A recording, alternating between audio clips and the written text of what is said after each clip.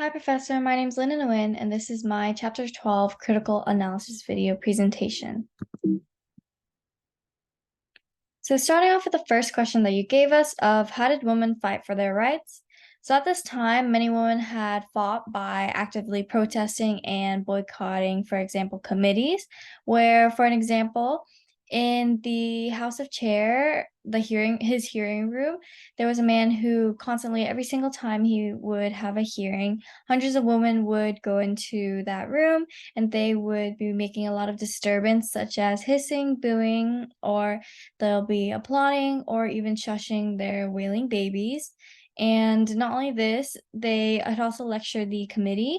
There is a woman called Posner who had, over the spouting objections of the chair, she had ended up lecturing the committee. And the next thing was that they had striked for peace. They had the Women's Strike for Peace organization, which was another way that they had fought for their rights. And it was at some time during these boycotting movements that this organization had opened and the founder had appeared.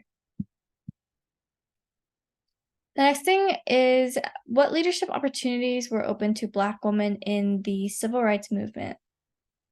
So at this time, the only leadership movements that the Black women were able to have were things that they basically created on their own. So they weren't really given these, it wasn't, in terms of the leadership opportunities, it wasn't like they were major corporate jobs or the large things like political job opportunities. It was the things they created on their own, such as being the leader of a committee, to leader of coordinating something. And this was an example of, and these are examples of leading demonstrations against segregation. So there were Black women who could decide to lead these demonstrations. Not only that, they could lead the coordinating committees, and those committees would coordinate to help them protest, as well as also leading the church and community groups for them to all be in the same realm, the same mind, and going for the same cause, as well as also the fundraisers for poverty. So at the time that they were protesting, a lot of the people in leadership opportunities would bring motivation to everyone who was helping in the protest, and they would also help them in many ways, like raising money for those who were very seriously helping. One of the things that would happen to the protesters would be that they'd be put in jail constantly because they were technically doing a wrong in a way. And not only that, a lot of them were fired for their jobs. And so these people were in very dire situations, and all of them were leading communities and committees to help each other. And those were the leadership opportunities that these Black women could take. The last thing is what was NOW and what was its purpose, as well as what problems arose within the organization. So NOW is the National Organization for Women that still is running more recent today, as you can see from the picture on the right. This is a more updated picture compared to the one below.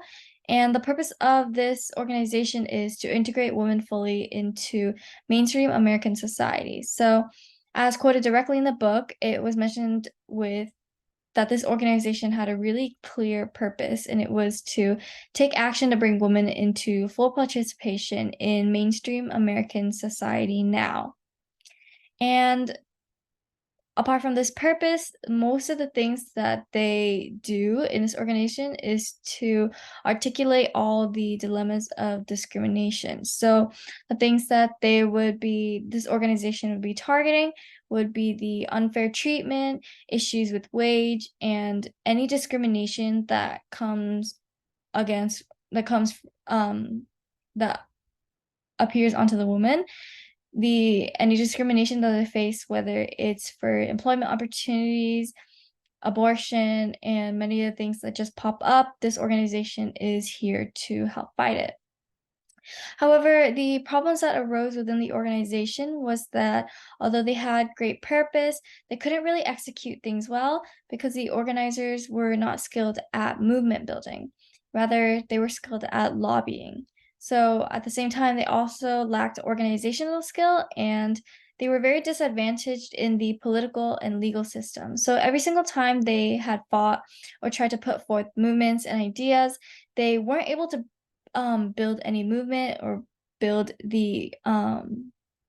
they're really able to build flow into getting everyone to see it and just come towards the same purpose. They were also really blocked by the issue with lawyers because women had so many contradicting issues with in many different subjects and realms, such as political, legal, the abortion rights. And so many lawyers, as an example in the book, it mentions that issues of abortion had precipitated another split as lawyers who wanted to focus on legal and economic issues left. So issues of abortion were in a different category to legal and economic issues. And so a lot of lawyers were having difficulty, and this brought a very big disadvantage to them because there was already little help that women could receive.